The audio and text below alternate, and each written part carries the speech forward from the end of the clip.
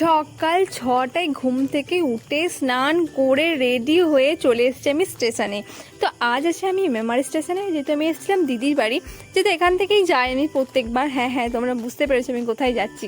হ্যাঁ, আজকে যাচ্ছি আমরা হাওড়া স্টেশন। তো আমার আজকে আছে কলেজ। তো এইদিকে দেখো তানি আমার জন্য প্রত্যেকবারের মতন এবারেও জায়গা রেখেছে। তো এদিকে যেহেতু ও বর্ধমানে চাপে আর আমি চাপি মেমারি স্টেশনে, তো ট্রেন একদম বর্ধমান থেকে সোজা মেমারিতে দাঁড়ায়। তার জন্য ট্রেনটা অনেকটা ফাঁকাও থাকে আর জায়গাটাও ভালোভাবে রাখতে পারে।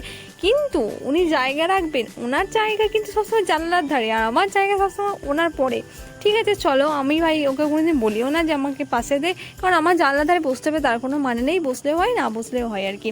এদিকে কাকুরে কিছু বিক্রি করতে এসেছিলো প্রত্যেকবারের মতো, এবারে তানিয়া কিছু কিনে নিল। তো আমিও কিনি, আমি খুব একটা কম কিনি, একটু বেশি বেশি কেনে। তারপর আমরা বাথরুমে যাই, একটু ফ্রেশ হয়ে যাই, যেহেতু অনেকক্ষণ ধরে আমরা ট্রেনে বসে বসে আসি, তো অনেক টায়ার্ড হয়ে যায়। তো এদিকে দেখো আমরা এখন চলে যাচ্ছি বাস ধরতে। এদিকে দেখো ভালোই বৃষ্টি হয়েছে, রাস্তাঘাটে